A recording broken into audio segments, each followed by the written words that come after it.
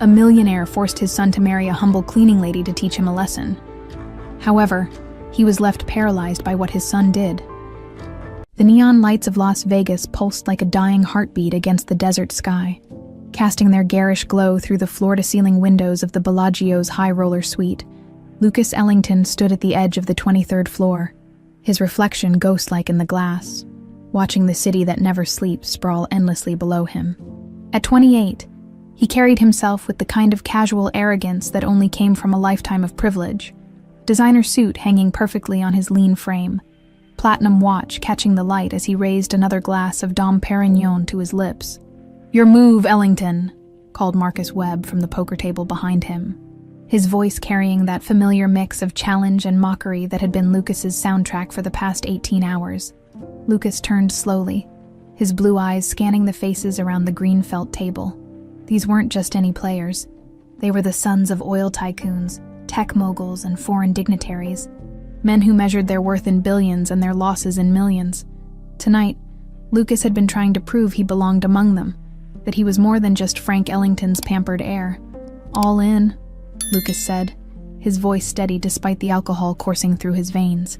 He pushed his remaining chips toward the center of the table, a mountain of black and purple tokens that represented more money than most people would see in a lifetime. The room went quiet except for the distant hum of slot machines and the soft jazz filtering through the sound system.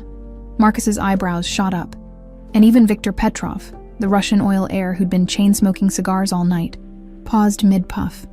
"You sure about that, pretty boy?" Marcus drawled, using the nickname that never failed to get under Lucas's skin. "That's what? 2 million sitting there. 2 million. The number hit Lucas like a physical blow, but he kept his expression neutral. $2 million. Money that meant nothing to his father but everything to his own sense of independence. Money he'd been planning to use to finally break free from Frank Ellington's iron grip, to prove he could make it on his own terms. "I said all in," Lucas repeated, his jaw tightening almost imperceptibly. The cards were revealed with theatrical flair.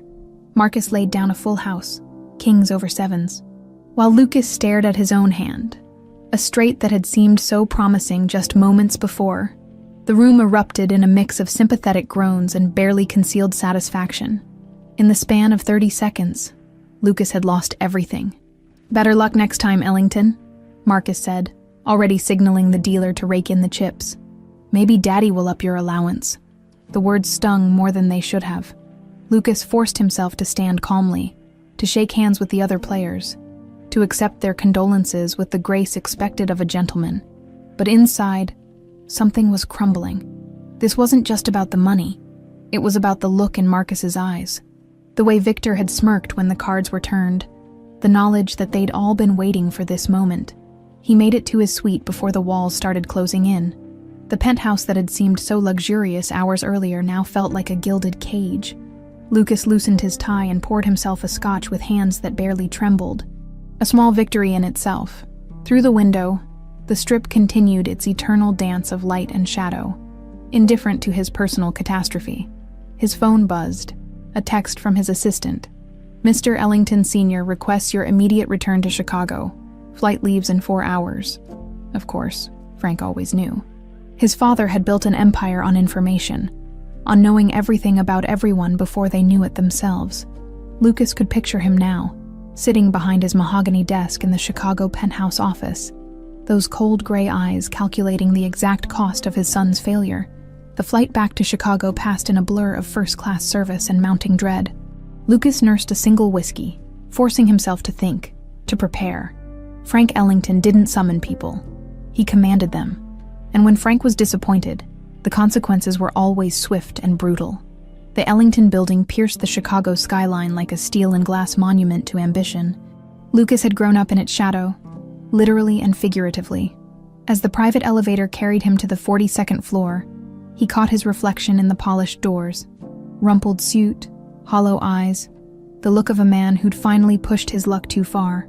Frank's office occupied the entire corner of the building, its windows offering a panoramic view of Lake Michigan and the city that had made their family fortune. But Lucas barely noticed the view. His attention was fixed on the man behind the desk, Frank Ellington, 62 years old, and still radiating the kind of power that bent boardrooms to his will. $2 million, Frank said without looking up from the paper spread before him. His voice was quiet, conversational even, somehow. That made it worse. In a single night. Quite impressive. Even for you. It was my money, Lucas said, hating how defensive he sounded. Your money. Frank finally looked up, those gray eyes boring into his son. You've never earned $1 in your life, Lucas. Everything you have, everything you are, exists because I allow it. The words landed like physical blows. Lucas felt his hands clench into fists at his sides, but he forced himself to remain still. This was the dance they'd performed countless times. Frank's calculated cruelty met by Lucas's stubborn defiance. So what happens now? Lucas asked. You cut off my credit cards, reduce my allowance, ground me like I'm still 16? Frank stood slowly, his movements deliberate and predatory. He walked to the window, hands clasped behind his back, and for a long moment said nothing. When he finally spoke, his voice carried a weight that made Lucas's stomach drop. You're going to get married. What? The word escaped before Lucas could stop it. Marriage, Lucas? That thing normal people do when they want to build a life together? Though in your case, it'll be more of a learning experience. I'm not marrying anyone, Lucas said, his voice rising. You can't just... Lauren Hayes, Frank continued as if Lucas hadn't spoken. 25 years old, works as a cleaning lady in this very building. Sweet girl, from what I'm told. Hardworking, exactly what you need. The room seemed to tilt around Lucas. A cleaning lady. You want me to marry a cleaning lady. I want you to learn what responsibility means, what sacrifice looks like, what it's like to care about someone other than yourself.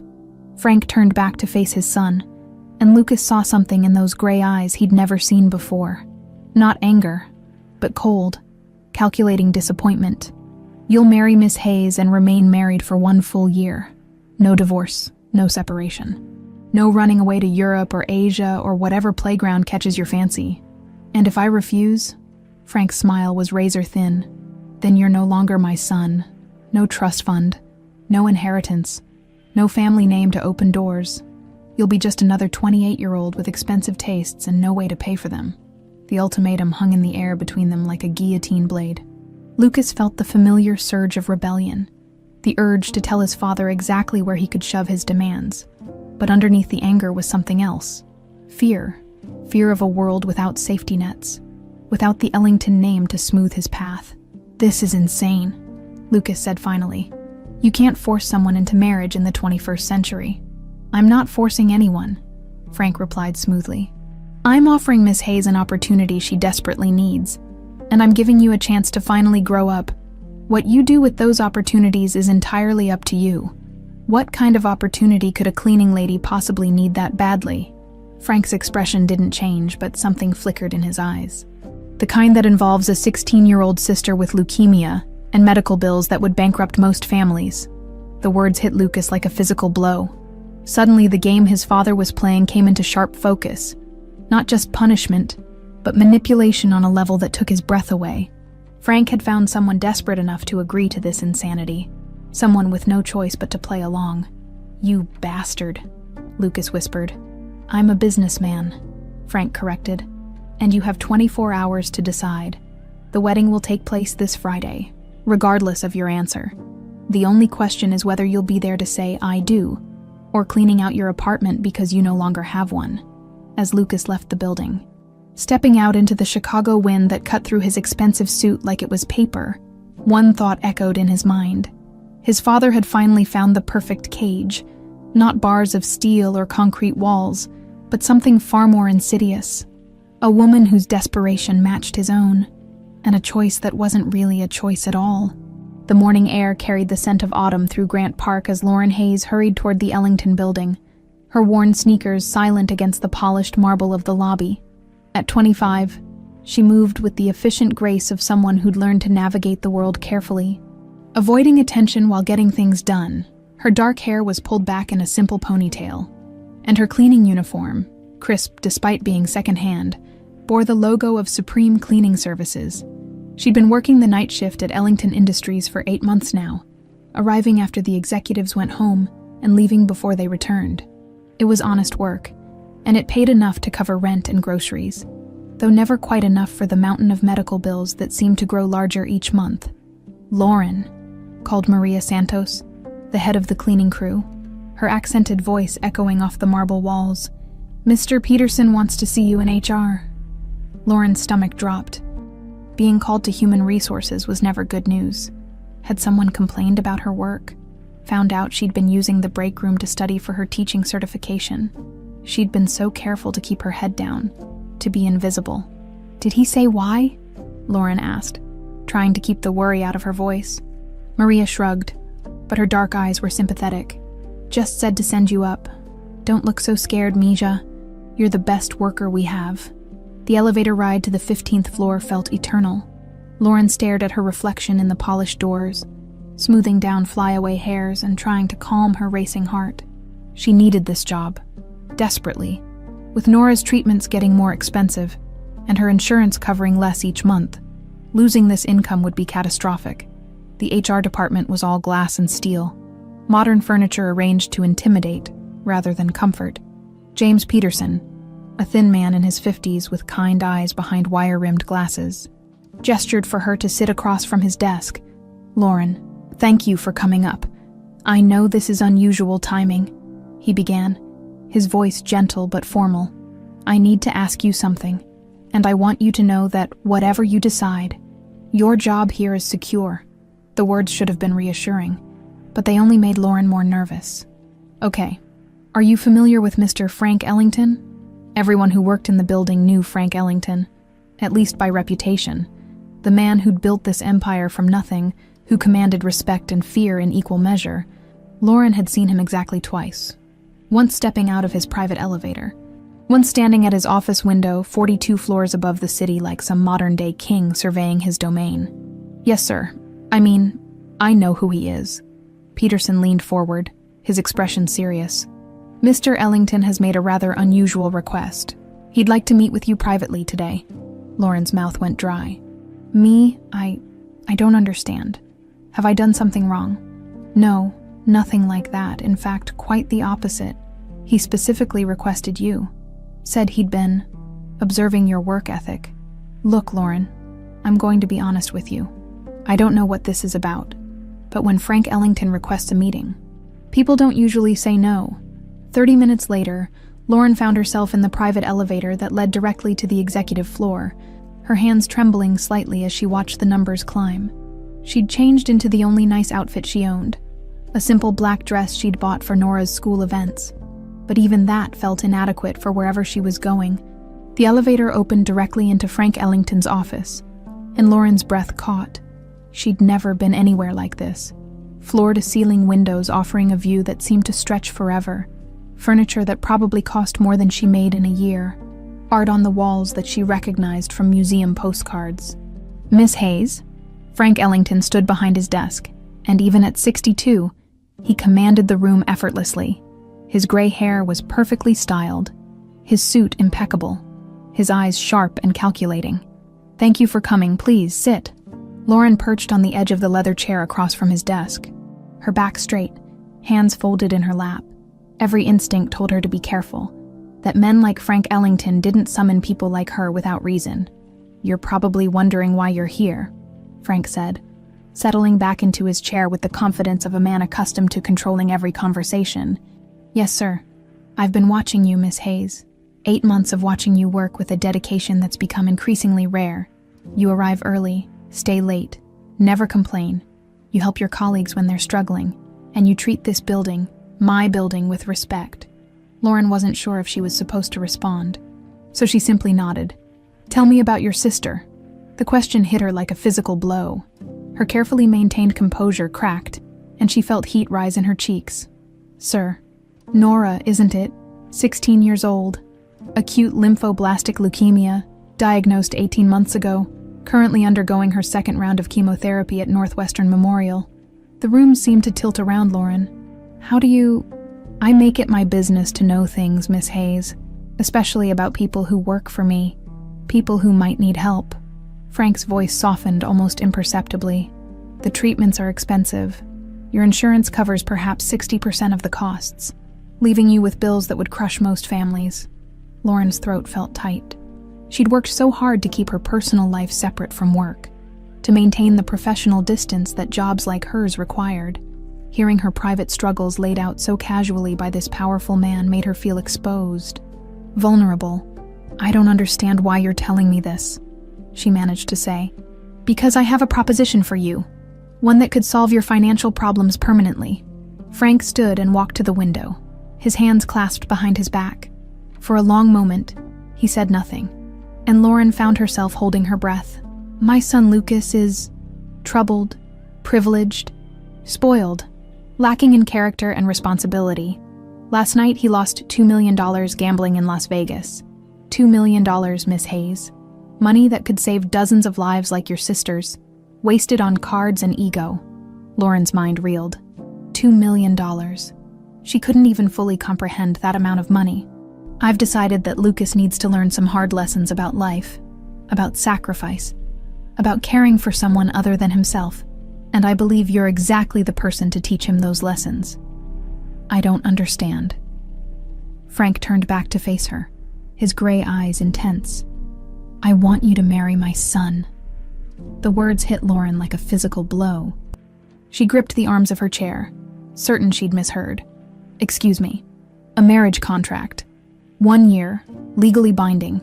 In exchange, I will cover all of your sister's medical expenses, past, present, and future. I'll also pay you a salary of $50,000 for your services as my son's wife." Lauren's head spun. Marriage.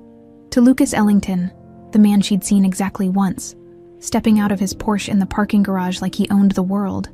The idea was insane, impossible. And yet, all of Nora's medical bills, she whispered, every single one. The experimental treatments her doctors have mentioned but deemed too expensive. The best specialists in the country, whatever she needs. Lauren closed her eyes, trying to think clearly.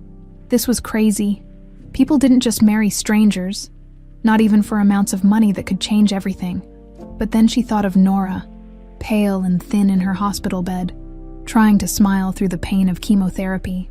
Nora, who'd never had a chance to be a normal teenager because of the cancer that was slowly stealing her life. What would be expected of me?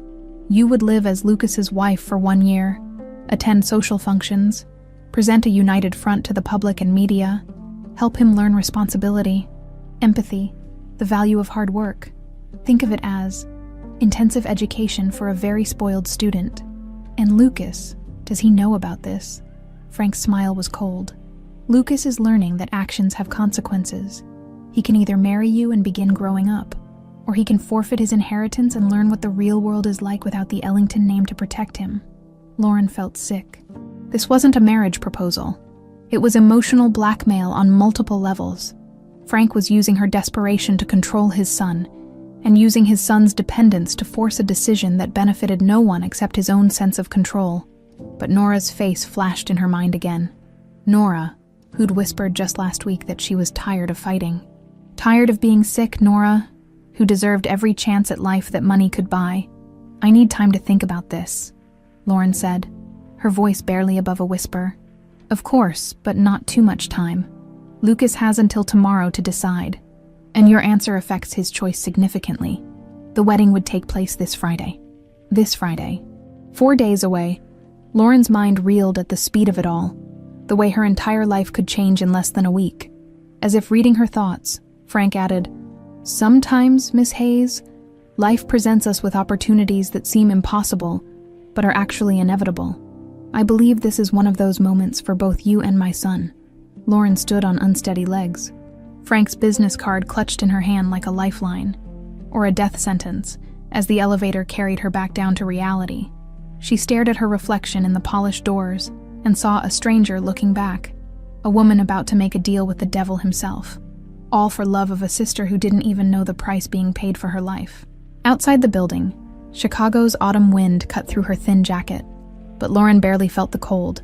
She had a choice to make, one that would either save her sister's life or destroy her own, and she had less than 24 hours to decide which was more important. The Cook County Courthouse felt like a mausoleum on Friday morning, its gray stone walls echoing with the footsteps of people whose lives were being legally rearranged. Lauren Hayes stood in the hallway outside Judge Morrison's chambers, her hands smoothing the simple cream-colored dress she'd bought with money she couldn't afford to spend. It was the nicest thing she'd ever owned, and it still felt inadequate for what was about to happen. Lucas Ellington leaned against the opposite wall, checking his phone with the kind of casual indifference that made Lauren's stomach clench. He looked like he was waiting for a business meeting rather than his own wedding. Charcoal suit perfectly tailored, dark hair styled with careless precision, blue eyes cold as winter sky. When their eyes met briefly, his expression was unreadable, but Lauren caught something that might have been resentment flickering beneath the surface. They hadn't spoken since Frank had introduced them 3 days ago in his office. That meeting had lasted exactly 15 minutes, long enough for Lucas to look her up and down like she was a piece of furniture he was being forced to accept, and for Lauren to realize that her new husband-to-be despised everything this arrangement represented. "The judge is ready for you," announced the court clerk. A middle-aged woman whose matter-of-fact tone suggested she'd seen stranger things than a rushed marriage between obvious strangers. The ceremony took 12 minutes.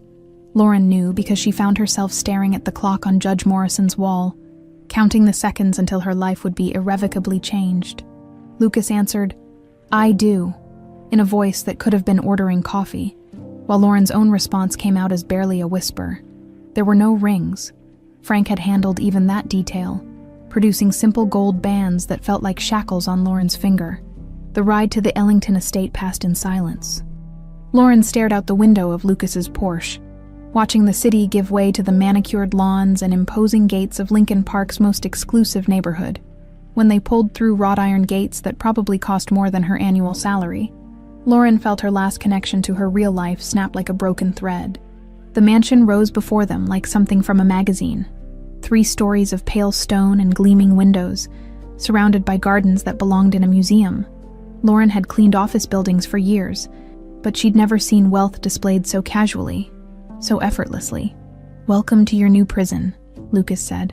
His first words to her all day. His tone was bitter, but Lauren caught something else underneath, a weariness that suggested he felt just as trapped as she did. The next 3 weeks passed like a slow-motion nightmare. Lucas treated her with the kind of cold politeness usually reserved for unwelcome houseguests, speaking to her only when absolutely necessary, and making it clear that she was an unwelcome intruder in his world. He showed her to a guest bedroom down the hall from his own suite, handed her a credit card for expenses, and then proceeded to pretend she didn't exist. Lauren tried to make herself useful, but the house already had a full staff who regarded her with barely concealed confusion. She wasn't the lady of the house. Lucas made that clear through his indifference, but she wasn't staff either. She existed in a strange limbo, rattling around rooms that were larger than her entire apartment had been. The first social event was a charity gala at the Palmer House, and Lucas used it as an opening shot in what would become their Cold War. He introduced her to Chicago's elite with a tone that managed to be both polite and insulting. "This is Lauren, my wife. She used to clean our offices, actually. Fascinating how life works out, isn't it?" Lauren felt the stares, heard the whispered conversations that followed them around the ballroom. She was the cleaning lady who'd somehow trapped a billionaire's son. At least, that's what their expressions suggested. But instead of shrinking away, something inside Lauren straightened. She'd survived 18 months of watching her sister fight cancer. She could survive a few judgmental looks from people who'd never worked a real day in their lives. "Yes," she said, her voice clear and steady. "I found the work very educational. You learn a lot about people from what they leave behind in their offices. Their real priorities, their character, or lack thereof." Lucas shot her a sharp look, surprised by her response. He'd expected her to be embarrassed, to play the grateful peasant who knew her place. Instead, she met his challenge with quiet dignity that left him slightly off balance. The second event was worse. A gallery opening where Lucas made sure to mention her background to anyone who would listen, painting her as a gold digger who'd gotten lucky. But Lauren had grown up defending herself and Nora against a world that looked down on them for being poor, for being alone, for being vulnerable. She knew how to stand her ground. "Lucas is absolutely right," she told Mrs. Patricia Westbrook, one of Chicago's most notorious gossips. When the woman made a snide comment about sudden elevation in social status. "I did clean offices, 8 months of it actually. And in those 8 months, I worked harder than most people do in years. I earned every dollar, every opportunity. It's amazing how much respect you gain for honest work when you've actually done some. Mrs. Westbrook's face flushed red, and Lucas stared at Lauren with something that might have been surprise or grudging respect. But it was the third week that changed everything. Lauren had fallen into a routine of visiting Northwestern Memorial every other day, sitting with Nora during her treatments, trying to pretend that everything was normal, even though her sister was too smart not to notice the changes, the designer clothes, the car service, the careful way Lauren avoided talking about her living situation. "You married him, didn't you?" Nora said on a Tuesday afternoon, her voice weak from the latest round of chemotherapy, but her eyes still sharp. "The rich guy. That's why my treatment suddenly got upgraded to the fancy wing." Lauren's carefully constructed facade crumbled. She'd been so focused on surviving Lucas's hostility that she'd almost forgotten why she was there, what this was really about. Nora looked so small in the hospital bed, pale and thin but still trying to protect her older sister from worry. "Nora, I'm not stupid, Lauren. I know what our insurance covers, and I know what this room costs. I know you've been working yourself to death trying to pay for everything." Nora's eyes filled with tears. "You shouldn't have to sacrifice your life for mine." "You're not a sacrifice," Lauren said fiercely, taking her sister's hand. "You're everything. You're the only family I have, the only person who matters. If I have to play dress up and pretend to be married to some spoiled rich boy for a year to keep you alive, then that's what I'll do, and I'll do it gladly." That was when she noticed him. Lucas Ellington stood in the doorway of Nora's room, apparently having arrived to find his wife for some social obligation or another, but instead of the cold indifference she'd grown accustomed to, his expression was something else entirely. He was staring at Lauren and Nora with an intensity that made her stomach flutter uncomfortably. He'd heard everything. For a long moment, the three of them existed in a bubble of silence. Then Lucas stepped back into the hallway without a word, and Lauren knew that something fundamental had shifted. He'd seen her not as the gold digger his father had manipulated into his life, but as someone who'd made an impossible choice for love. When she found him in the hospital corridor 20 minutes later, he was staring out a window at the Chicago skyline, his expression unreadable. "She's beautiful," he said without turning around. "Your sister.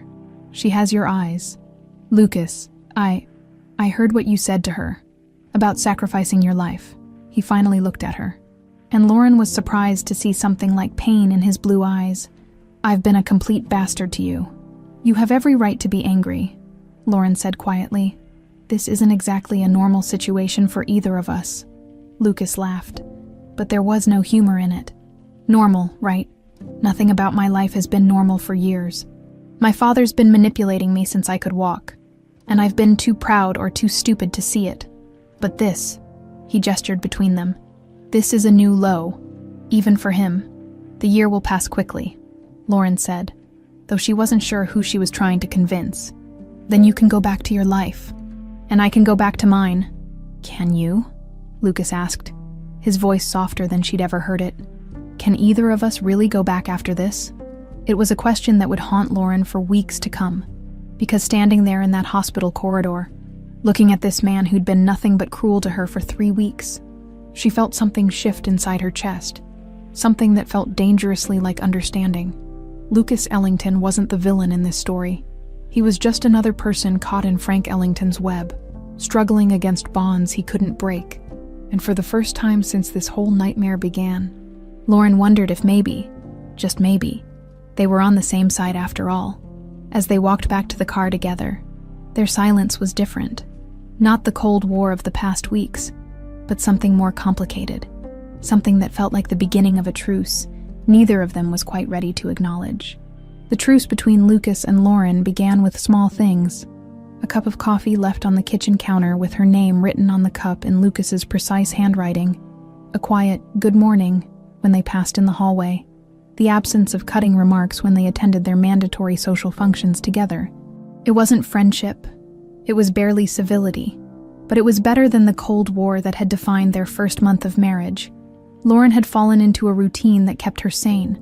Mornings at the Ellington mansion, afternoons at the hospital with Nora, evenings at whatever social obligation Frank's schedule demanded. The rest of her time she spent at Lincoln Elementary, a struggling school on Chicago's South Side where she volunteered as a reading tutor. It was the one place where she could still be herself, where Lauren Hayes mattered more than Mrs. Lucas Ellington. She'd been careful to keep that part of her life separate. Lucas knew she went somewhere most afternoons. The GPS and the car service Frank had assigned her made privacy impossible, but he'd never asked questions, which was why she was shocked to find him standing in the school's main hallway on a gray October afternoon, looking as out of place as a peacock in a henhouse. "What are you doing here?" Lauren asked, stopping short in the doorway of her classroom. Behind her, 15 third graders were putting away their books, their voices a cheerful cacophony of childhood chatter. Lucas turned, and Lauren was struck by how different he looked. Not the perfectly groomed heir she'd grown accustomed to, but someone younger, more uncertain. His expensive suit was wrinkled, his hair slightly mussed, and there were dark circles under his eyes that suggested he hadn't been sleeping well. "I needed to see you," he said, his voice quieter than usual, and this seemed like neutral territory. "Miss Lauren," called Malik, a 7-year-old with gap-toothed grin and more energy than the law should allow. "Is that your husband? He's really tall." Lauren felt heat rise in her cheeks. She'd mentioned being married in passing, but had deliberately kept details vague. These kids didn't need to know about the complicated reality of her situation. "Yes, Malik, this is Lucas." She looked back at her unexpected visitor. "Lucas, would you like to meet my students?" What followed was perhaps the most surreal 20 minutes of Lauren's life. Lucas Ellington, heir to a billion-dollar empire, man who'd never worked a day he didn't choose to, sat cross-legged on a kindergarten-sized carpet while 15 children peppered him with questions ranging from, "Do you have a dog?" to, "Why are your shoes so shiny?" And he answered them, not with the condescending tone adults often used with children, but with genuine attention.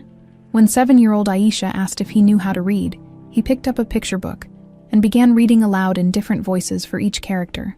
When Marcus asked if he'd ever been poor, Lucas paused for a long moment before saying, "No, but I'm learning that being rich and being happy aren't the same thing."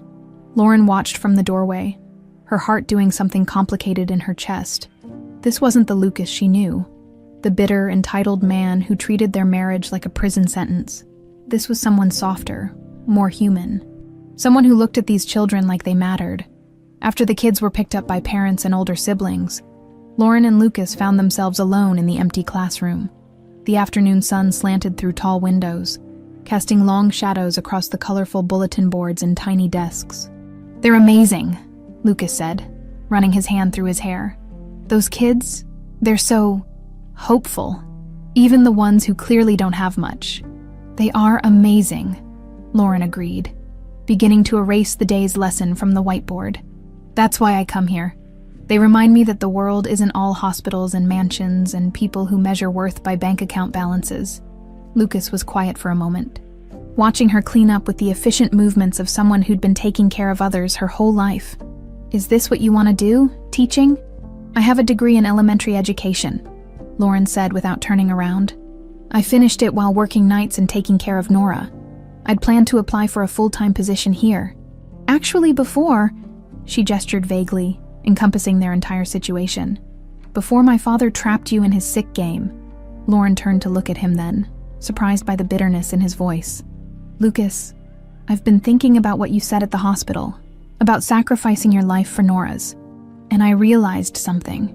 Lucas stood up, pacing to the window that overlooked the school's small playground. "I've been so angry about this whole situation that I never really thought about what it cost you. Not just your freedom, but your dreams, your real life."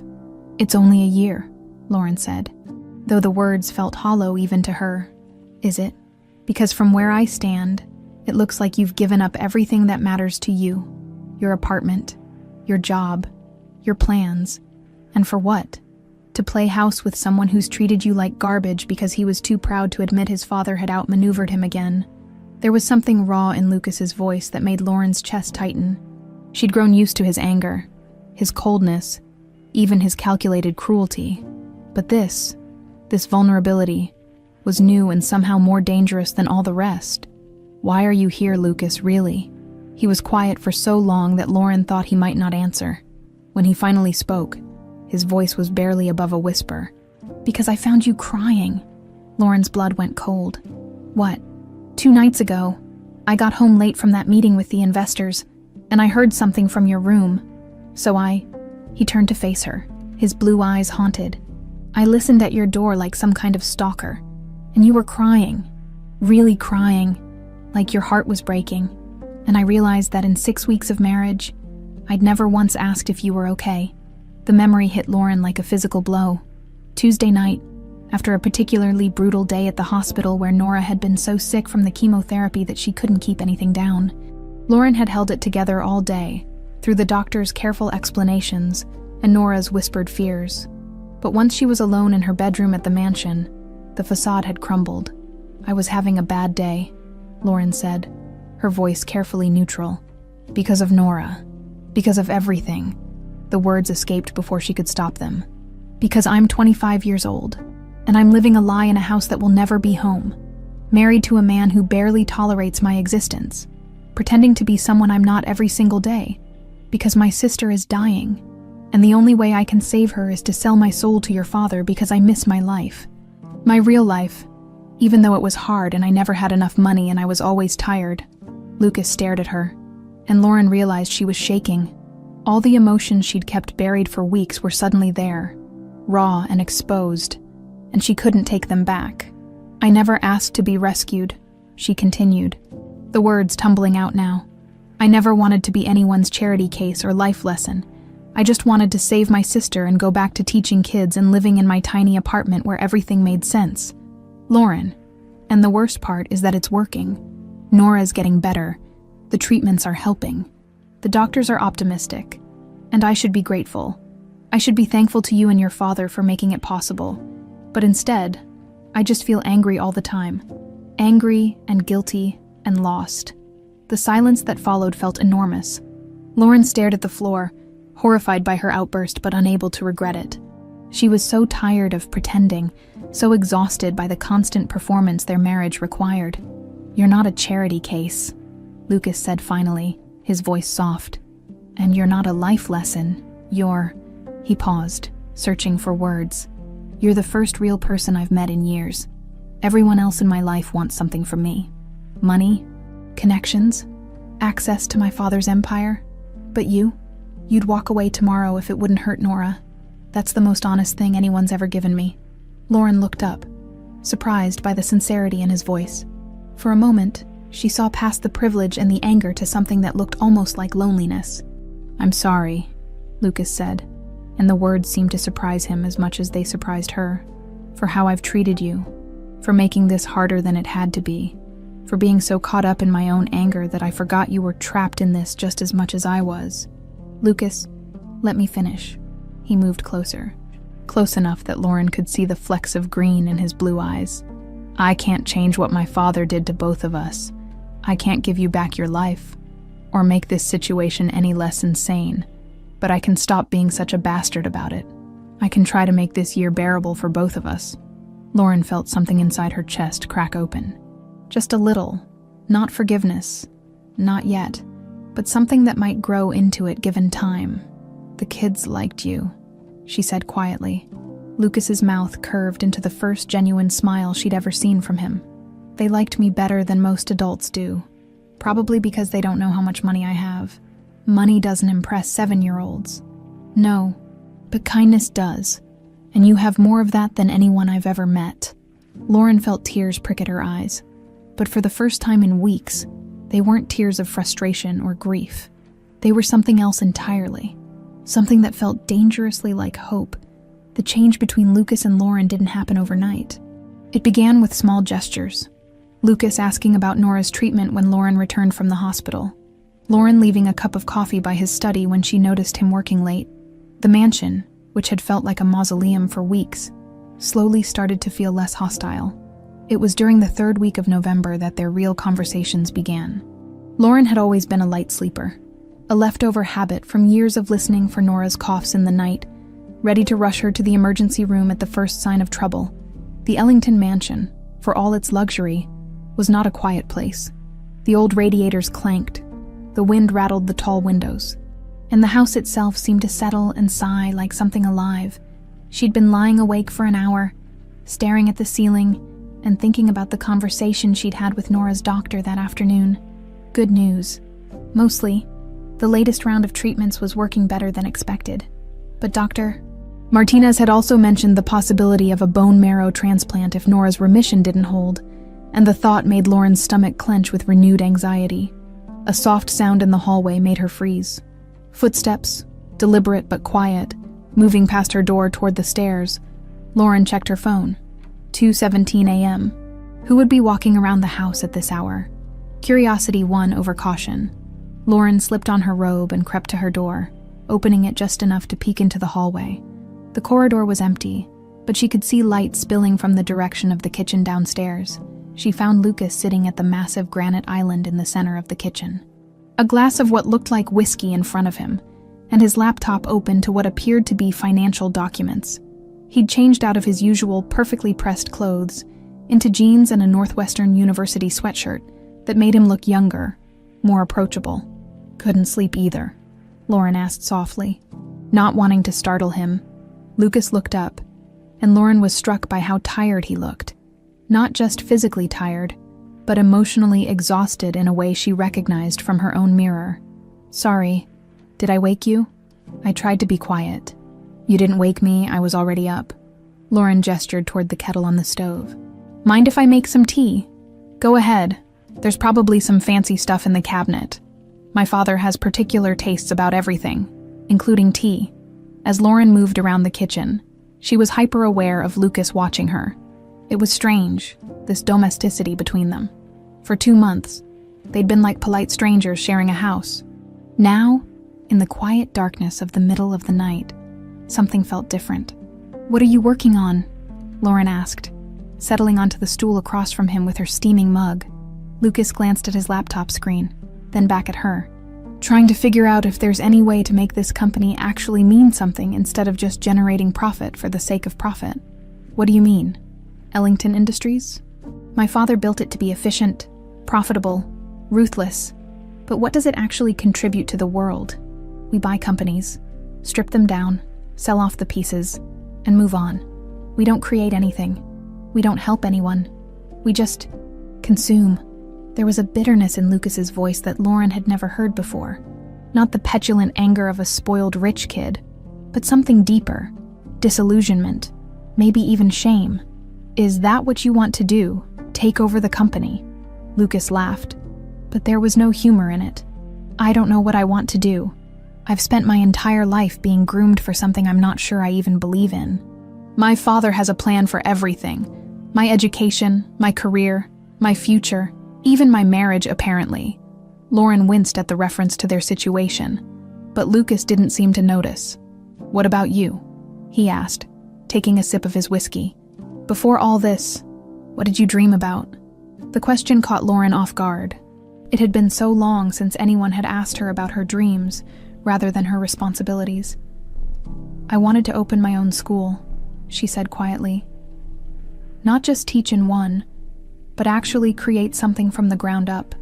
A place where kids who come from situations like Nora and I did could get the kind of education that usually only rich kids receive. Small classes, individual attention, programs that actually prepare them for college, and careers that could change their lives. That sounds incredible. Why didn't you pursue it?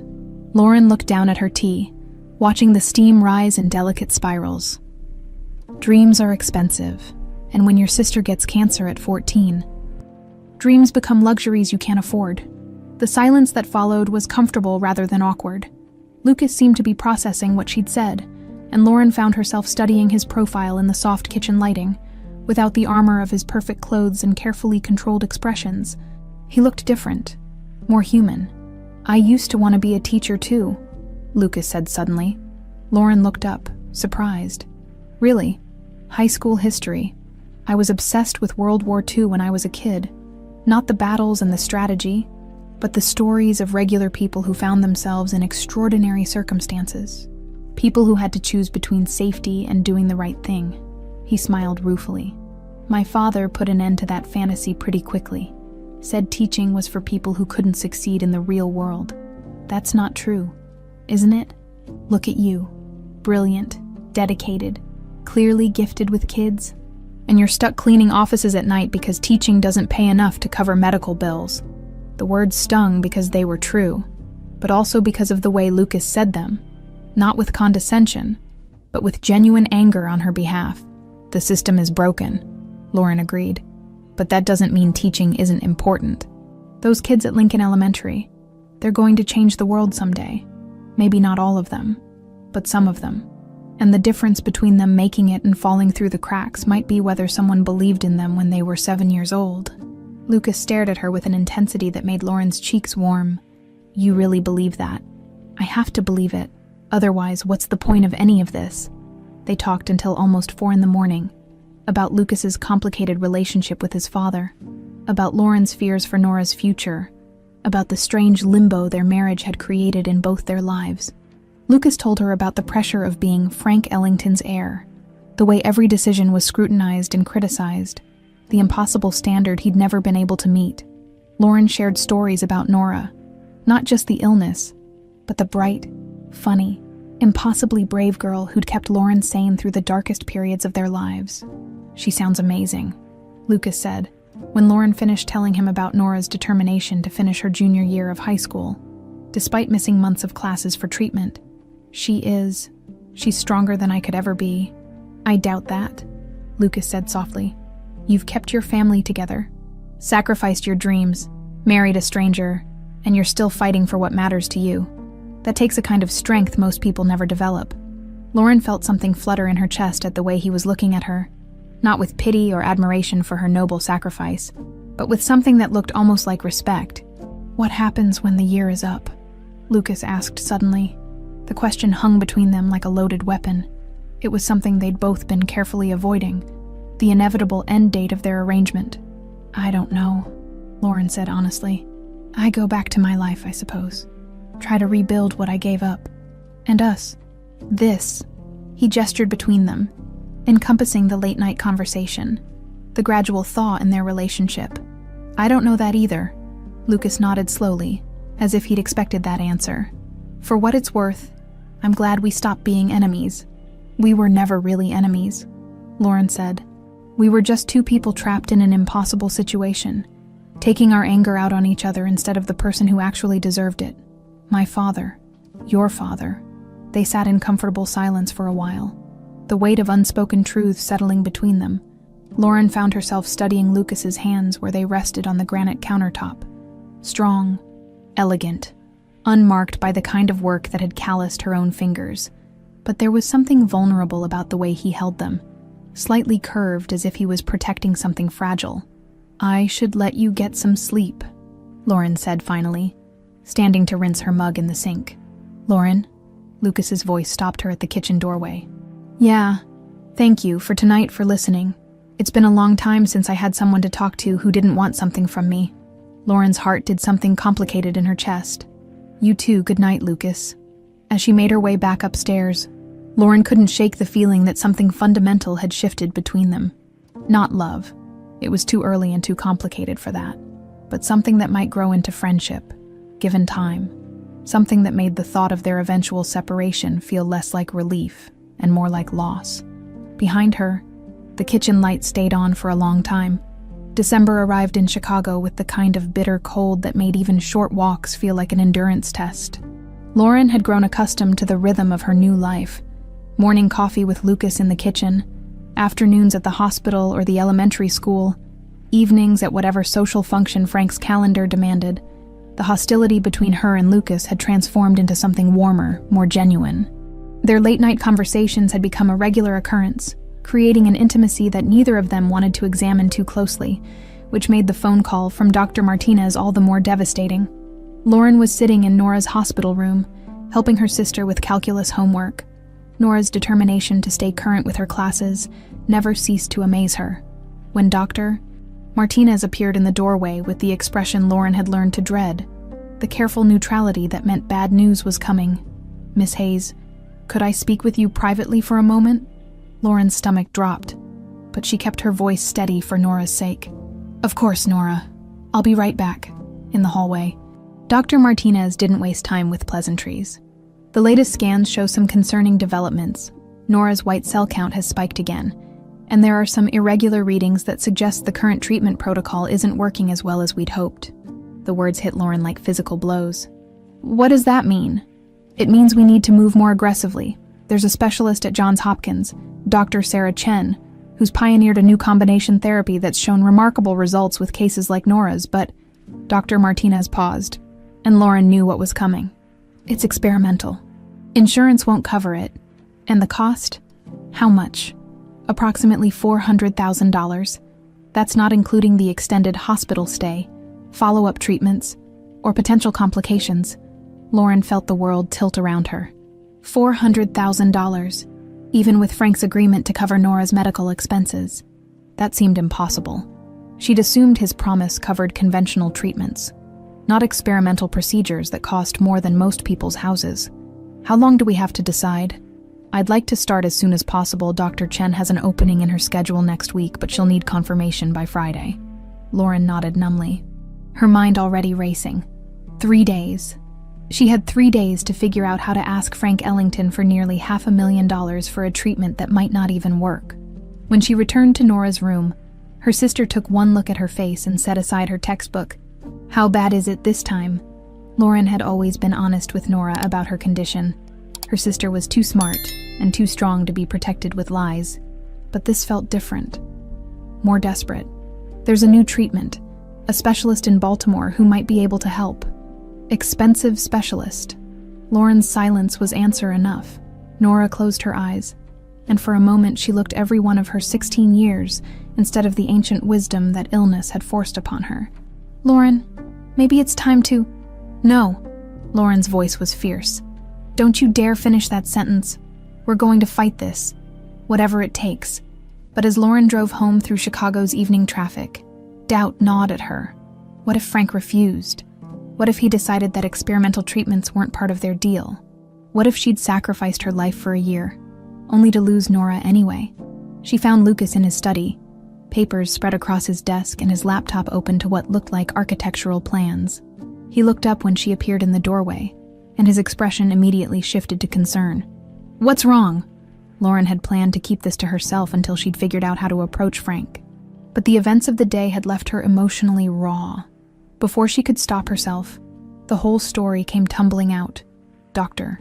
Martinez's diagnosis, the experimental treatment, the impossible cost. Lucas listened without interrupting, his expression growing more serious with each detail. When Lauren finished, he was quiet for a long moment. $400,000, he said finally. "I know it's a lot. I know Frank never agreed to cover experimental treatments. But she's 16, Lucas.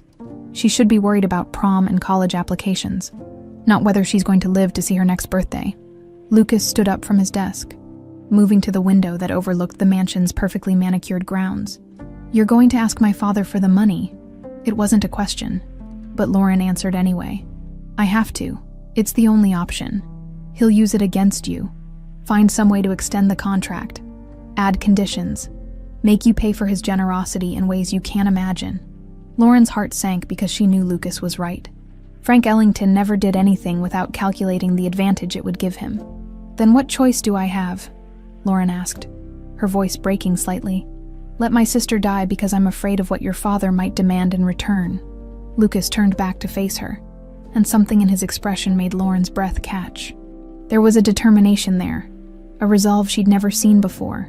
"You don't ask him," Lucas said quietly. "I'll take care of it." "Lucas, no. I can't ask you to." "You're not asking. I'm offering."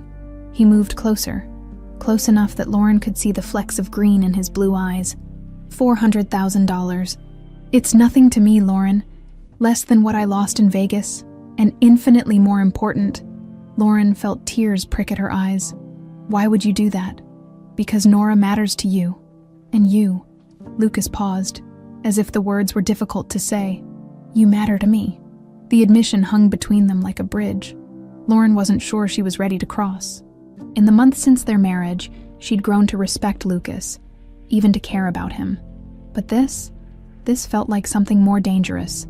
"I can't let you do that," Lauren said, though her voice lacked conviction. "Yes, you can, and you will. Because this isn't about pride or independence or what you think you owe me. This is about saving your sister's life." Before Lauren could argue further, Lucas was already reaching for his phone. "Dr. Sarah Chen at Johns Hopkins. I'll have my assistant contact her office first thing in the morning. The money will be transferred by Wednesday." Lucas, "No conditions," he said. "Conditions," anticipating her concern. "No strings attached, no favors owed. This is separate from everything else, from our arrangement, from my father, from whatever this is between us. This is just one person helping another because it's the right thing to do." Lauren stared at him, overwhelmed by a mixture of gratitude and something else she wasn't ready to name. Lucas Ellington, the man she'd married out of desperation, the man who'd treated her with such cold indifference for months, was offering to save her sister's life without asking for anything in return. "I don't know how to thank you," she whispered. "You don't need to thank me, just—" Lucas's voice grew softer.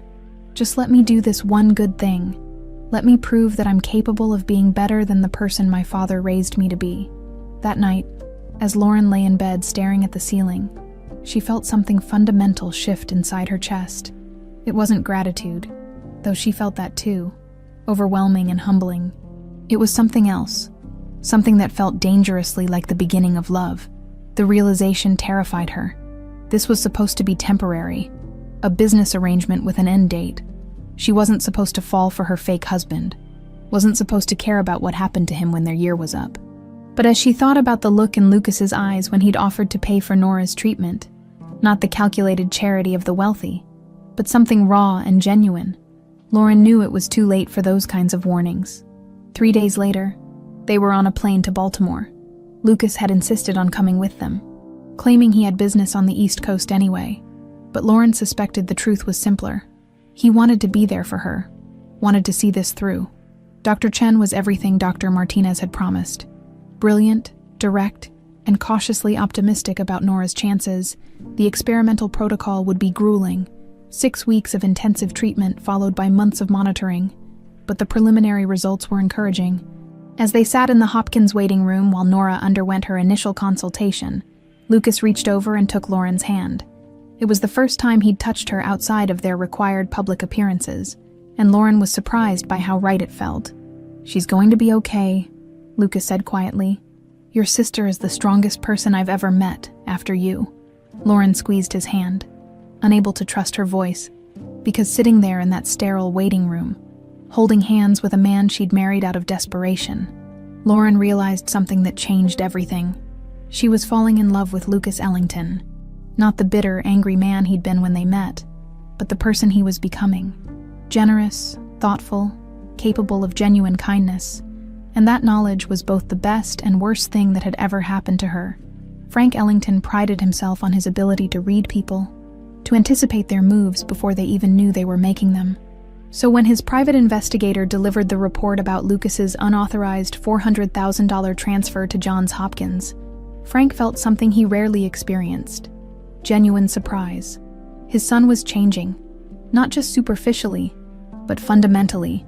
The Lucas who had lost $2 million in Vegas would never have spent his own money to help someone else, especially not the woman Frank had chosen to humiliate him.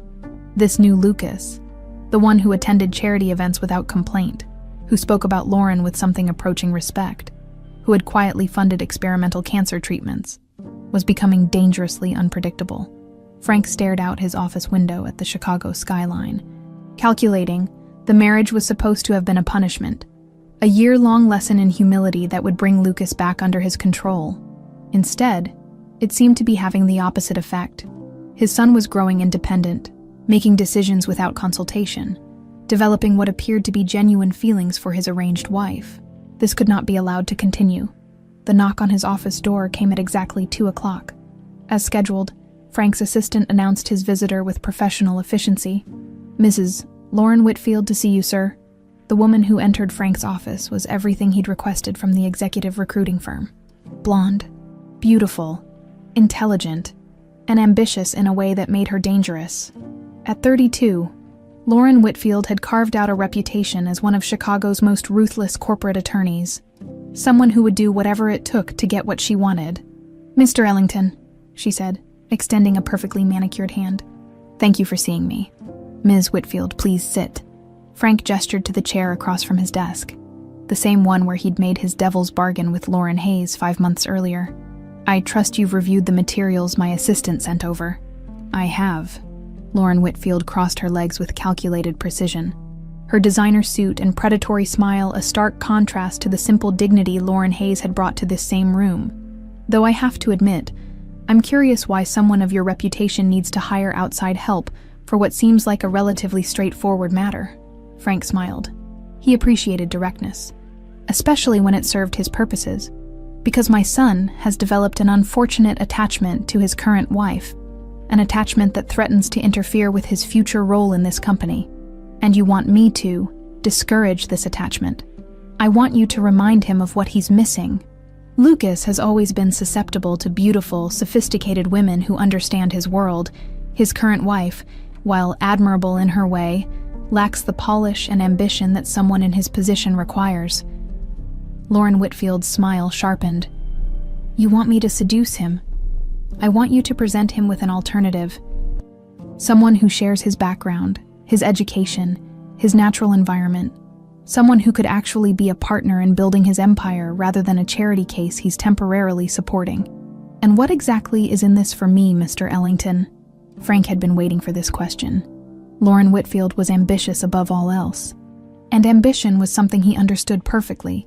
A position as chief legal counsel for Ellington Industries when Lucas takes over the company, full partnership track, equity stake, and access to the kind of clients and cases that make careers. Plus, of course, the personal satisfaction of landing one of Chicago's most eligible bachelors. The offer was generous, more generous than Lauren Whitfield deserved. But Frank knew that this particular problem required extreme measures. His son was slipping away from him, developing a moral compass that would interfere with the ruthless pragmatism required to run an empire. If emotional manipulation was what it took to bring Lucas back in line, then Frank was prepared to deploy it. "How long do I have?" Lauren Whitfield asked. "As long as it takes. But I'd prefer to see results sooner rather than later. Lucas and his wife are scheduled to attend the Marconi Foundation Gala next Friday. It would be an excellent opportunity for you to make his acquaintance." Lauren Whitfield stood, smoothing down her skirt with the kind of confidence that came from knowing exactly how attractive she was. "Consider it done, Mr. Ellington. Though I have to ask, what happens to the current Mrs. Ellington when I succeed?" "That," Frank said coldly, "is not your concern. Your job is to give Lucas better options. What he does with those options is up to him." The Marconi Foundation Gala was one of Chicago's premier social events. The kind of fundraiser where the wealthy gathered to congratulate themselves on their philanthropy, while networking furiously behind champagne flutes and forced smiles. Lauren Hayes had grown to hate these events. The superficial conversations, the calculating looks, the way people's eyes would light up when Lucas introduced her, and then dim when they remembered she was the cleaning lady. But tonight felt different. Lucas had been more attentive lately, more present. Ever since Nora had started her treatment in Baltimore, something had shifted between them. The late-night conversations had become longer, more intimate. The careful distance they'd maintained for months was slowly dissolving into something that felt dangerously close to real affection. Lauren caught herself stealing glances at Lucas as they moved through the crowd at the Palmer House ballroom. He looked devastatingly handsome in his tuxedo, but it was something else that made her pulse quicken. The way he'd started looking at her like she was someone worth protecting, worth caring about. "You're staring," Lucas murmured in her ear as they paused near the silent auction display. "Am I?" Lauren felt heat rise in her cheeks. "Very obviously. People are going to start thinking we actually like each other." The words were teasing, but there was something underneath them. A question, maybe even hope. Lauren was about to respond when a voice interrupted them. "Lucas Ellington. My God, is that really you?" They turned to find a stunning blonde woman approaching, her smile bright and predatory. She was everything Lauren wasn't. Polished, sophisticated, clearly from the same world of privilege that had shaped Lucas. The woman moved with the kind of confidence that came from knowing every door would open for her. "I'm sorry," Lucas said politely, but Lauren caught the flicker of uncertainty in his expression. "Have we met? Lauren Whitfield?" The woman extended her hand, and Lauren noticed how long she held Lucas's grip. "We were at Northwestern together, though you probably don't remember. I was 2 years behind you in the business program." "Of course," Lucas said, though Lauren could tell he didn't actually remember.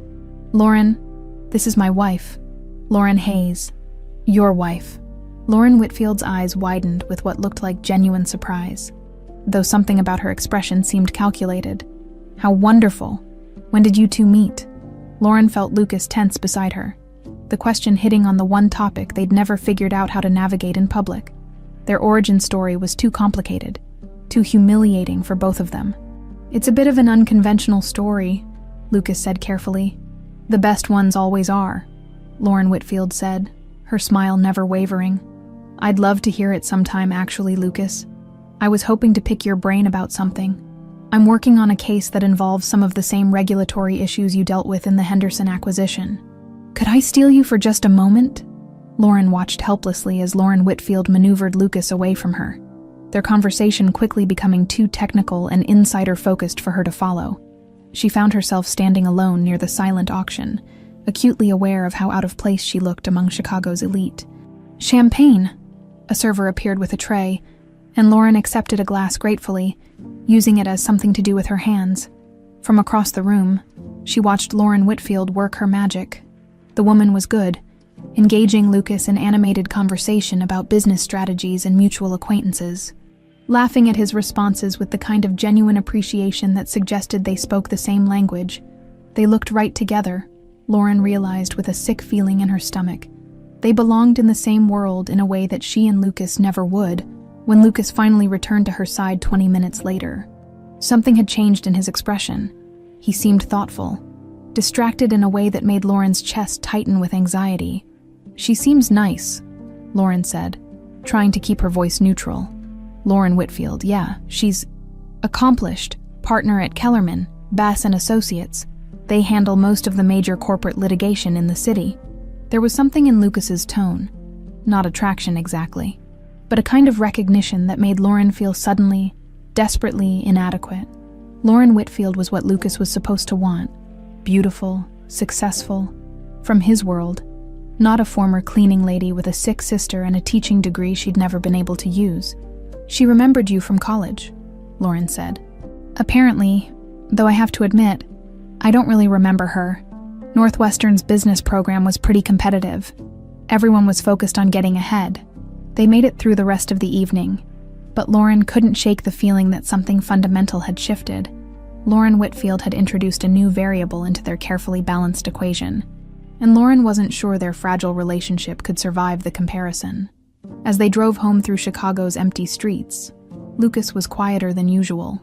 Lauren found herself studying his profile in the dim light from the dashboard, trying to read his expression. "Penny for your thoughts," she said finally. Lucas glanced over at her, and Lauren caught something in his eyes that made her stomach drop. Uncertainty, confusion, the kind of look that suggested he was questioning everything he thought he knew. Just thinking about what Lauren said tonight, about opportunities, about the future. What kind of opportunities? Nothing specific. Just, "It's been a long time since I talked to someone who understood the business world the way I do. Someone who spoke the same language." The words hit Lauren like physical blows, each one confirming her worst fears. She turned to stare out the passenger window, blinking back tears she refused to let fall. Because in that moment, Lauren Hayes understood exactly what Lauren Whitfield represented. Not just competition, but a reminder of everything Lucas was giving up by staying married to her. And for the first time since their late-night conversations had begun, Lauren wondered if maybe Lucas was starting to realize what a poor bargain he'd made. The seeds Lauren Whitfield had planted at the Marconi Gala grew quickly. Over the next 2 weeks, she found reasons to contact Lucas. Business questions that required his expertise, invitations to professional networking events, casual lunches that she positioned as career development opportunities. Each interaction was perfectly calculated, designed to remind Lucas of the sophisticated, ambitious world he'd been born to inhabit. Lauren Hayes watched it all with growing dread. She noticed how Lucas's phone buzzed with increasing frequency, how his conversations became peppered with references to cases and deals she couldn't understand. Most devastating of all, she saw how he lit up when discussing these complex business matters, an intellectual excitement she'd never been able to inspire in him. The breaking point came on a gray February morning when Lauren was preparing to leave for the hospital. Nora's treatments in Baltimore were going well, but the process was grueling. requiring weekly trips and constant monitoring. Lauren had grown accustomed to Lucas's support during these visits, his quiet presence in waiting rooms, his ability to ask the right questions when doctors delivered complex updates. "I won't be able to come with you today," Lucas said, not looking up from his laptop. "Lauren has a client meeting that could benefit from my input on the regulatory aspects." Lauren? Not Lauren Whitfield, just Lauren, as if there was only one Lauren who mattered now. "Of course," Lauren said, trying to keep the hurt out of her voice. "Nora will understand." But Lucas was already absorbed in his screen, scrolling through what looked like legal documents. The dismissal was polite but complete, and Lauren felt something cold settle in her chest as she realized how easily she'd been replaced. The hospital visit was routine. Good news, actually, as Dr. Chen reported that Nora's latest scans showed continued improvement. But Lauren found herself unable to focus on the optimistic prognosis. Her mind stuck on the image of Lucas and Lauren Whitfield bent over documents together, speaking a language of ambition and success that she would never understand. When she returned to the mansion that evening, she found Lucas in his study with Lauren Whitfield. They were seated close together at his desk, her hand resting casually on his arm as she pointed to something on his laptop screen.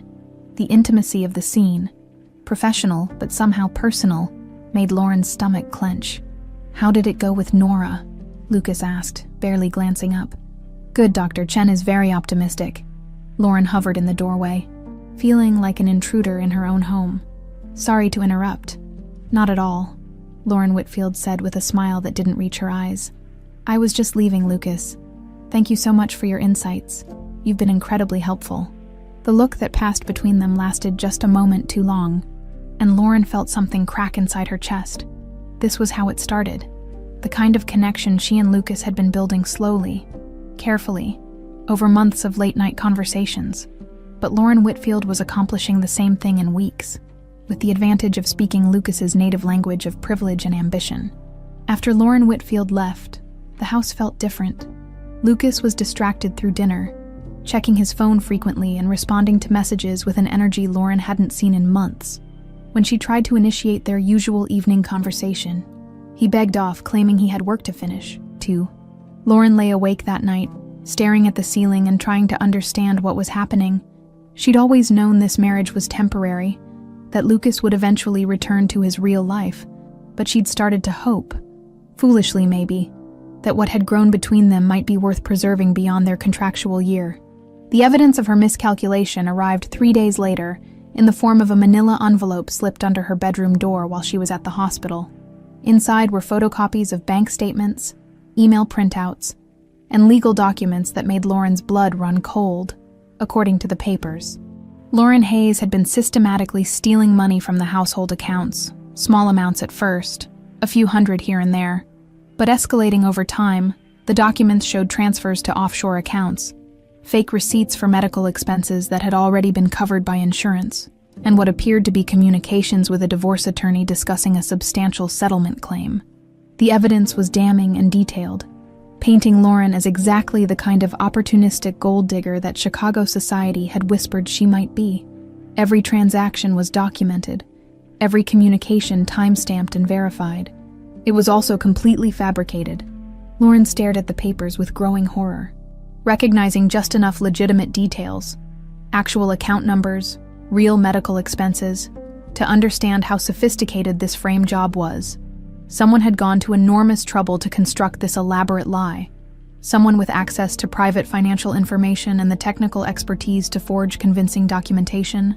Her hands shaking, Lauren photographed each page with her phone, and then drove straight to Lucas's office. She found him in a meeting with potential investors, but the look on her face must have communicated the urgency of the situation, because he excused himself immediately. "Lauren, what's wrong?" She handed him the envelope without a word, watching his expression change as he flipped through the documents. Confusion gave way to shock, then to something that looked dangerously like disappointment. "Where did you get these?" His voice was carefully neutral, but Lauren could hear the distance creeping in. "Someone slipped them under my door. Lucas, none of this is true. I've never seen these accounts, never made these transfers. I don't even know how to set up offshore banking." Lucas continued reading, his expression growing more closed with each page. "These look pretty official. Bank letterheads, transaction records, because they're fake. Professional fakes, but fake nonetheless. Lauren felt panic rising in her throat. Someone is trying to destroy me, Lucas. Someone who wants you to believe I'm exactly what your father warned you I was. My father. Lucas looked up sharply. What does he have to do with this? I don't know, maybe nothing. But think about it. Who else would have access to our financial information? Who else would benefit from proving that I'm just a con artist who trapped you into marriage? Lucas set the documents on his desk, his movements deliberate and controlled. Lauren, I want to believe you, but this is incredibly detailed. Bank routing numbers, conversation transcripts with attorneys. If someone fabricated all this, they'd need resources and access that your father has. Lauren finished. Lucas, please, you know me. You know I would never do something like this. I married you to save my sister's life, not to steal money I never needed. But even as she said it, Lauren could see doubt creeping into Lucas's eyes. The careful trust they'd built over months was crumbling under the weight of expertly fabricated evidence. I need time to think about this, Lucas said finally, to have these documents authenticated, to understand what's really happening here. You need time to think about whether I'm a criminal. Lauren's voice cracked. After everything we've been through, after all the conversations, all the moments, you're actually questioning whether I'm capable of this. I'm questioning whether I really know you at all, Lucas said, and the words hit Lauren like physical blows. 6 months ago, you were a stranger my father forced me to marry. Now you're asking me to believe that someone has orchestrated an elaborate conspiracy to frame you for financial fraud? Which scenario seems more likely? Lauren stared at him, seeing not the man who had held her hand in hospital waiting rooms or funded her sister's experimental treatment, but the suspicious, entitled heir she'd first met, Frank Ellington's son, trained from birth to trust no one and assume the worst about people's motivations. You're right, Lauren said quietly. 6 months ago, I was a stranger. I thought maybe that had changed. I thought we'd become something more. Lauren, no, it's fine. I understand. Lauren's voice was steady now, strengthened by heartbreak and resignation. You want to believe I'm capable of this because it's easier than admitting you might have actual feelings for someone beneath your social class. That's not fair, isn't it?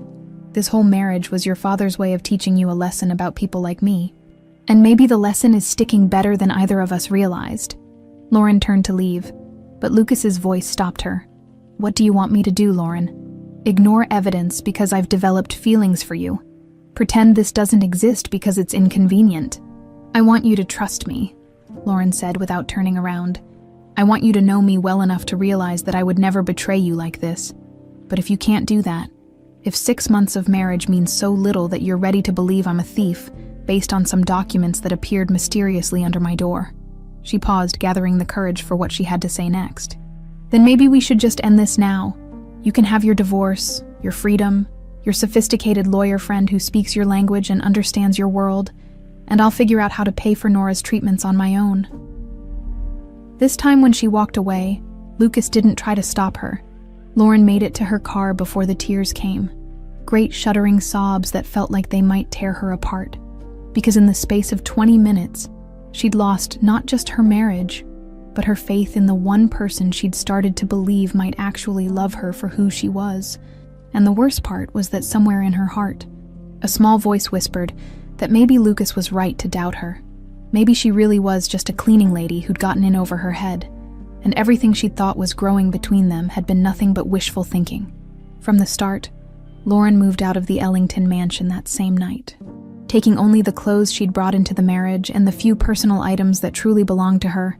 She left behind the designer dresses Frank had insisted she needed for social functions, the jewelry that had never felt like hers, and the credit cards that had always felt like golden chains. She found a small studio apartment in Portland, a neighborhood she'd always loved for its tree-lined streets and sense of community. The space was a fraction of the size of her room at the mansion, but it felt like freedom. No marble floors or crystal chandeliers, just honest hardwood and walls she could paint any color she wanted. The next morning, Lauren called Supreme Cleaning Services and asked for her old job back. Maria Santos was surprised but welcoming, and by that afternoon, Lauren was back in her familiar uniform, cleaning offices in buildings that seemed modest after months in the world of Chicago's elite. It should have felt like failure, a return to the life she'd been so desperate to escape. Instead, it felt like coming home. Lucas, meanwhile, fell into a routine of careful investigation and growing regret. The morning after Lauren left, he hired the best forensic accountants money could buy to authenticate the documents that had destroyed his marriage while he waited for their report. He threw himself into work with Lauren Whitfield, trying to lose himself in the familiar language of corporate strategy and legal maneuvering. But something felt wrong. Lauren Whitfield was everything he should want: brilliant, ambitious, sophisticated enough to navigate his world with ease. She understood his references, laughed at his insider jokes, and challenged him intellectually in ways that should have been exciting. Instead, Lucas found himself thinking about quiet moments in a hospital cafeteria, about late-night conversations in the kitchen, about the way Lauren Hayes had looked at her sister with such fierce, protective love. Lauren Whitfield could discuss merger strategies with surgical precision, but she'd never shown the kind of raw courage it took to sacrifice everything for family. The breakthrough came 3 weeks after Lauren left, when Lucas's lead forensic accountant called with preliminary results. "Mr. Ellington, we've found several irregularities in these documents that suggest sophisticated forgery. The timestamps on the email communications don't match server logs. The bank routing numbers belong to institutions that don't offer the types of accounts described, and the signature analysis indicates multiple attempts to replicate misses." Ellington's handwriting. Lucas felt his stomach drop. "You're saying they're fake. Not just fake. Professionally fabricated. Whoever did this had significant resources and technical expertise. This wasn't amateur hour." After hanging up, Lucas sat in his office staring at the Chicago skyline and feeling like the world's biggest fool. Lauren had been telling the truth, and he'd been too proud and too damaged by years of his father's cynicism to trust the woman he'd come to love. Love. The realization hit him like a physical blow. He loved Lauren Hayes. Not the grateful charity case his father had intended her to be. Not the sophisticated trophy wife society expected him to want. But the fierce, genuine woman who read to sick children and fought for her sister's life with everything she had, and he'd thrown it all away because some documents had confirmed his worst fears about himself, that he wasn't worthy of genuine love, that anyone who claimed to care about him must have ulterior motives. Lucas was still processing this revelation when Lauren Whitfield appeared in his doorway, immaculate as always in a tailored suit that probably cost more than most people's monthly rent. "Lucas, you look terrible. Is everything all right?" "The documents were fake," Lucas said without preamble. "The evidence against Lauren, all of it was fabricated." Lauren Whitfield's expression flickered for just a moment, so briefly that someone who wasn't watching carefully might have missed it. But Lucas caught it. A flash of something that looked like panic before her professional mask slipped back into place. "That's surprising," she said carefully. "Do you know who might have done such a thing?" "I was hoping you might have some ideas," Lucas said, his voice deceptively casual. "You're the legal expert, after all, who would have the resources and motivation to frame my wife for financial fraud. I couldn't possibly speculate." "Lauren," Lucas's voice was sharp enough to cut glass, "I need you to be very careful with your next words because I'm starting to think you know more about this situation than you've let on." The facade cracked. Lauren Whitfield's perfect composure slipped, and Lucas saw something ugly underneath. Ambition without conscience, calculation without empathy. "Your father was concerned about your attachment," she said finally. "He thought you needed perspective about what kind of woman could truly be a partner in your future." The confession hit Lucas like a physical blow. "My father hired you to destroy my marriage. He hired me to open your eyes, that woman, your cleaning lady wife. She was never going to fit into your world. She was holding you back, making you weak and sentimental. I did you a favor." Lucas stood slowly, his movements controlled but his voice deadly quiet. "You fabricated evidence to convince me that my wife was a criminal. You destroyed the first real relationship I've ever had, and you call that a favor? Lucas, be realistic.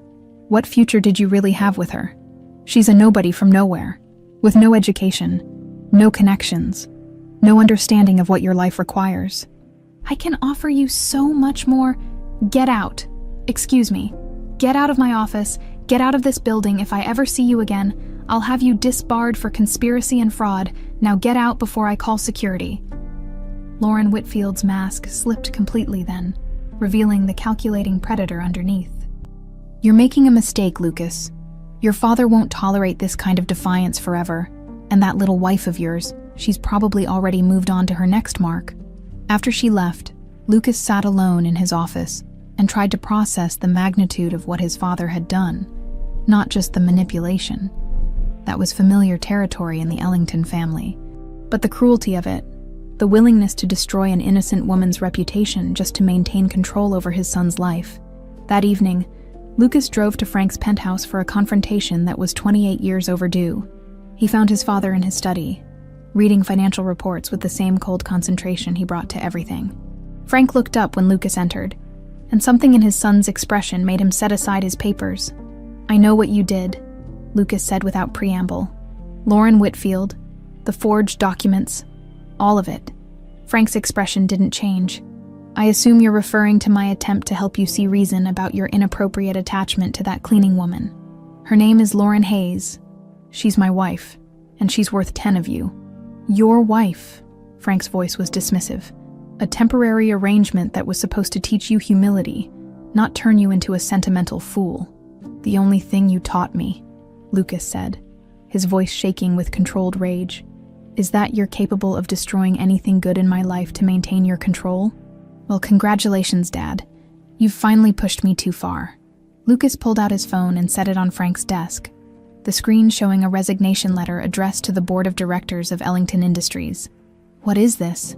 "My resignation from the company, effective immediately. I'm also renouncing any claim to my inheritance, my trust fund, and the family name. I don't want anything that comes with strings attached to you." For the first time in Lucas's memory, Frank Ellington looked genuinely shocked. "You can't be serious. This company is your birthright, your legacy.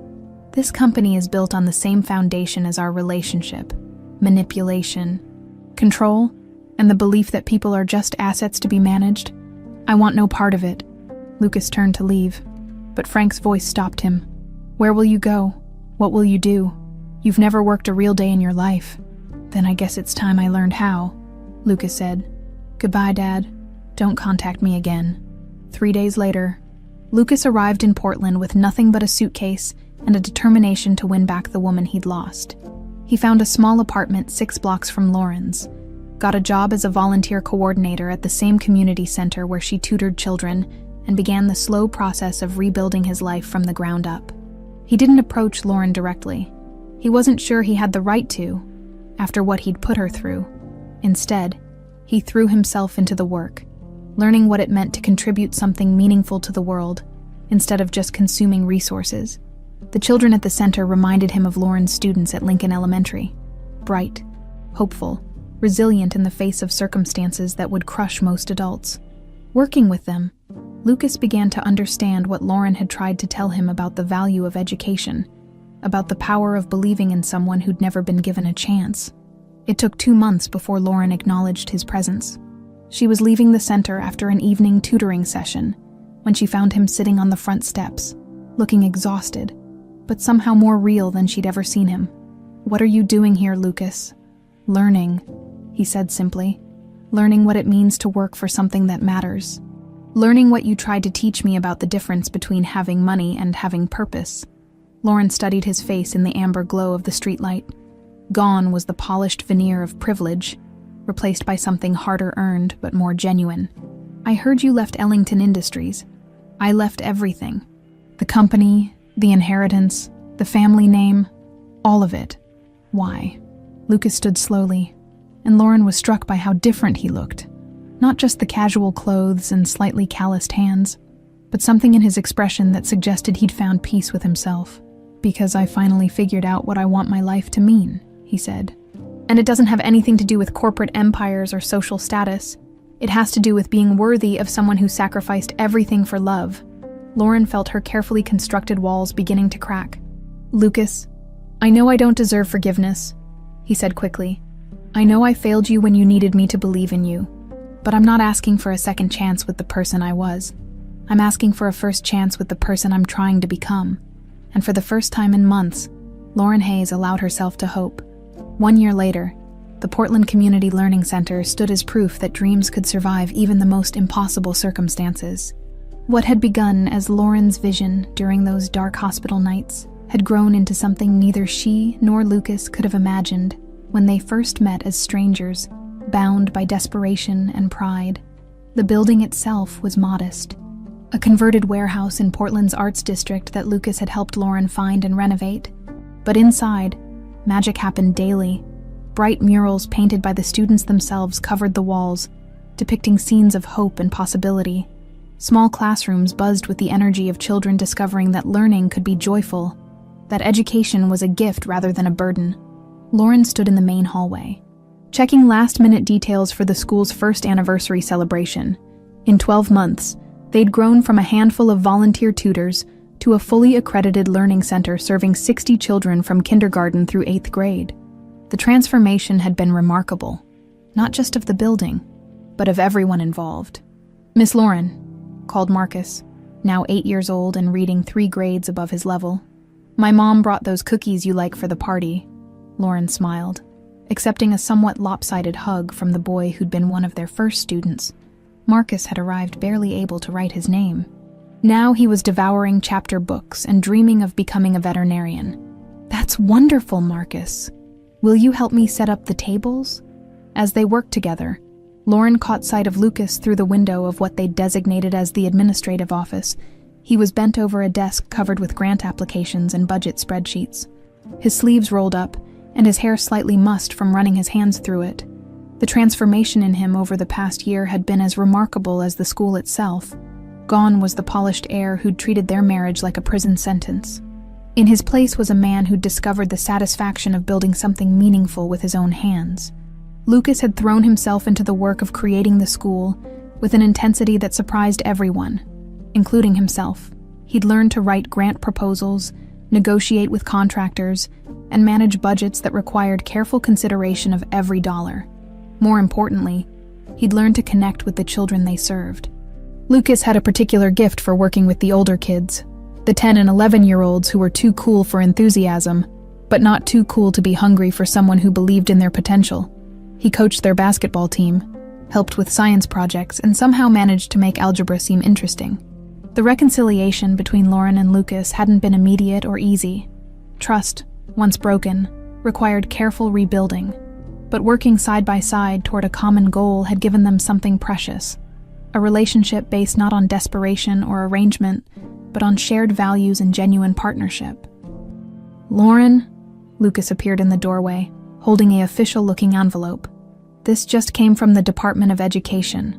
Lauren's stomach clenched. They'd been waiting for word on a federal grant that would allow them to expand their programming and hire additional certified teachers. The money would be life-changing for the school.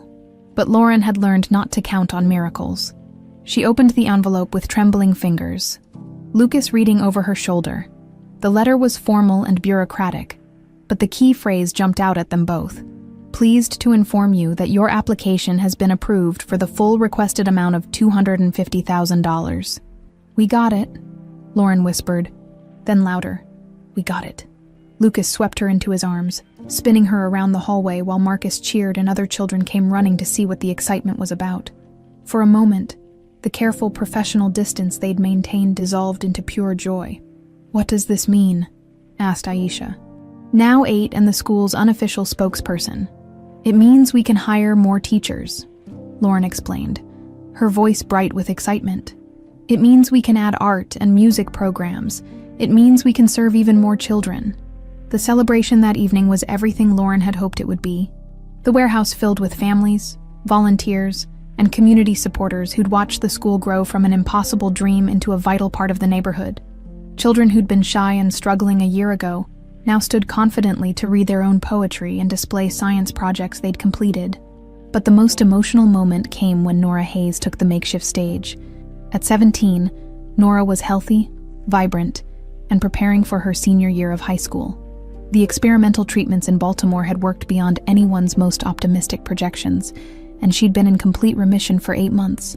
More than that, she'd grown into a poised young woman who carried herself with the quiet strength that came from surviving something that should have destroyed her. "A year and a half ago," Nora began, her voice clear and strong. "My sister made a choice that changed all our lives. She married a stranger to save my life, and in the process, she saved his too." Lauren felt tears prick at her eyes as Nora continued. "This school exists because my sister believes that every child deserves what we almost lost, hope for the future. But it also exists because sometimes the most impossible situations lead to the most extraordinary outcomes." Lauren and Lucas didn't just create a school. They created a family, a community, a place where dreams come true every single day. The applause was thunderous, but Lauren barely heard it. She was watching Lucas, seeing the emotion in his eyes as he looked between her and Nora, somewhere along the way. He'd become part of their small family, not because of a contract or arrangement, but because love had a way of growing in the most unexpected places. After the formal program ended and families began heading home, Lauren found herself on the school's small rooftop garden, looking out over the Portland skyline. The city sparkled in the evening light, and she could hear the distant sound of children's laughter from the playground below. "Quite a year," Lucas said, joining her at the railing. "Quite a year," Lauren agreed. They stood in comfortable silence for a moment, both lost in their own thoughts about the journey that had brought them here. From that first devastating meeting in Frank Ellington's office to this moment of triumph, they'd traveled further than either could have imagined. "I got a letter from my father," Lucas said suddenly. Lauren tensed. Frank Ellington had been conspicuously absent from their lives since Lucas's dramatic break from the family empire. She'd sometimes wondered if he would eventually try to reassert control over his son. "What did he say?" "Nothing direct, but he's been visiting the school." Lauren stared at him in shock. "What do you mean, visiting?" "Apparently, he's been coming by on Saturday mornings when we do the community breakfast program. Maria in the kitchen mentioned an older gentleman who helps serve food but never talks to anyone. Always leaves a substantial cash donation, never gives his name." Lauren tried to process this information. Frank Ellington, the cold, calculating man who'd manipulated their lives so ruthlessly, volunteering at their community center. "How long has this been going on?" "Maria says about 3 months. He just shows up, works for a couple hours, leaves money, and disappears." Lucas reached into his pocket and pulled out a check. Lauren's eyes widened when she saw the amount. $50,000, made out to the Portland Community Learning Center. The signature at the bottom read simply F. Ellington. "He included a note," Lucas said, handing her a small card. "Just one line. For the children, no strings attached." Lauren stared at the check, trying to reconcile this gesture with everything she knew about Frank Ellington. It wasn't an apology. Frank was too proud for that. But it was something else. Something that might be recognition, or even regret. "What are you going to do?" Lauren asked. "Cash it," Lucas said without hesitation. "If my father wants to contribute to something meaningful for once in his life, I'm not going to stop him, but I'm not going to thank him for it either," as if summoned by their conversation. A familiar figure appeared in the parking lot below. Even from a distance, Frank Ellington was unmistakable. Tall, imposing, moving with the confidence of a man accustomed to commanding every room he entered, but something about his posture seemed different, less imperious than Lauren remembered. Frank looked up at the building, and for a moment, Lauren thought he might have seen them on the rooftop, but he simply stood there for a long moment, observing the school his money had helped create, before walking away into the Portland night. "Do you think he's really changed?" Lauren asked. "I think," Lucas said carefully, "that people can surprise you, even when you think you know them completely." He turned to face her fully, and Lauren saw something in his expression that made her heart race. Not the desperate passion of their early reconciliation, but something deeper and more stable. "Lauren, I have something to ask you." "What?" Lucas reached into his pocket and pulled out a small velvet box. Lauren's breath caught as he opened it to reveal a simple solitaire diamond. Nothing ostentatious or showy, just beautiful and real. "Our marriage started with a contract," Lucas said, his voice soft but steady. "It was about desperation and manipulation, and two people who had no choice but to trust each other. But what we've built together, the school, this life, this love, that's not about contracts or arrangements. That's about choice."